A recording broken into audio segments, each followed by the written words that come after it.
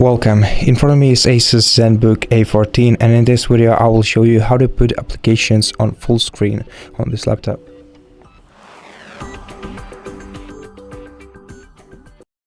So there are three ways to put applications on full screen. You can either double tap the top bar of your application to make it go full screen, and then double tap it again to demaximize it. You can also grab the top bar of your application and just drag it to the top of the screen and then drag it down to demaximize it. Or you can simply use this icon right here, and by clicking on it you can go into full screen or disable full screen mode.